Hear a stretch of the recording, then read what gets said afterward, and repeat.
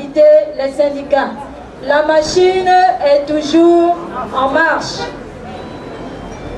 Ils ont commencé avec la mise en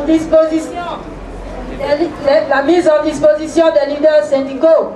Ensuite, il y a eu la tentative d'emprisonnement des membres du Collège des Pères le 26 février 2010. N'eût été la présence de Dieu ce jour-là, tous nous aurions connu l'odeur, sinon, oui, l'odeur du cachot de Gros Bouquet. Et nous voyons tout ce qui s'ensuit. Je ne serai pas très longue, mais je voudrais partager l'aventure que j'ai vécue le 2 septembre 2010.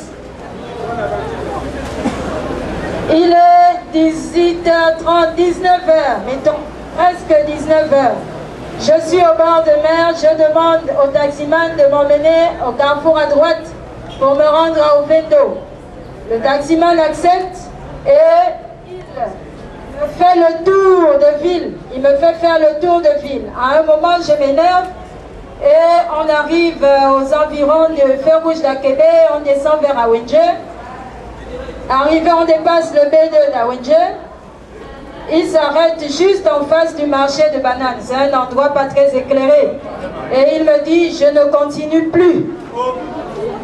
Et je dis, non, mon frère, tu ne peux pas me dire ça. Tu m'as fait faire le tour de ville pour venir me laisser ici. Tu me ramènes au bord de mer. Pendant que nous sommes en train de discuter, il y a un véhicule qui garde devant le taxi, un autre qui garde derrière. Et automatiquement, il y a des gars qui encerclent le taxi, qui ouvrent la portière, les deux portières du chauffeur et moi. Madame, descendez. Avec un ton vraiment impératif, brutalité. Puis on me sort de la voiture. Bon, ça va tellement vite, camarades, qu'il faut vraiment avoir une capacité de réflexion intense. Sinon, on se retrouve dans une situation qu'on ne connaît pas. Alors, on tire le taximan loin. Et moi, il y a 2, 3 qui restent avec moi, qui commencent à me brutaliser. Madame, vous montez avec nous, on vous emballe. De toute façon, vous faites trop de bruit, on en a assez, vous nous fatiguez, vous parlez trop.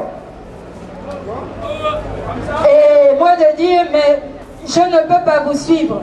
Je ne sais même pas qui vous êtes. C'est sûr, vous me connaissez, mais dites-moi qui vous êtes. Au moins, on pourra se comprendre.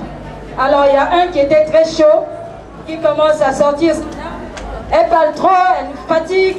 De toute façon, on a la mission d'éliminer les syndicalistes. Vous nous fatiguez.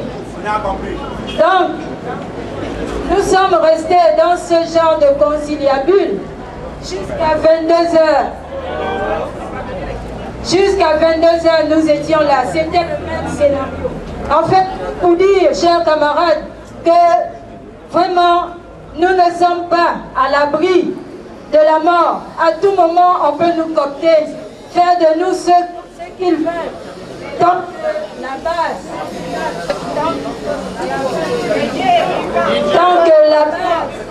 n'est pas avec nous, nous sommes réellement en danger.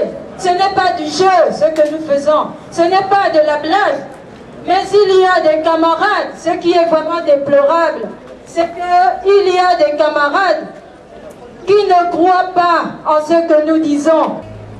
Qu'aujourd'hui, tous autant que nous sommes, nous allons donner nos vies parce que nous voulons faire plaisir à notre bourreau, autant pour moi. Nous voulons faire plaisir à notre ventre parce que c'est le syndicalisme du ventre qui nous amène à nous prostituer. Mais chers camarades, vraiment, c'est le cœur qui parle. C'est aujourd'hui seulement que je fais ce témoignage en public. Parce que, rassurez-vous, ce n'est pas de la blague ce que nous faisons.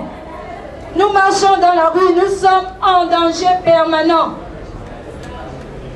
Et lorsqu'on dit le pouvoir à la base et que les leaders syndicaux invite la base aux AG, s'il vous plaît, venez.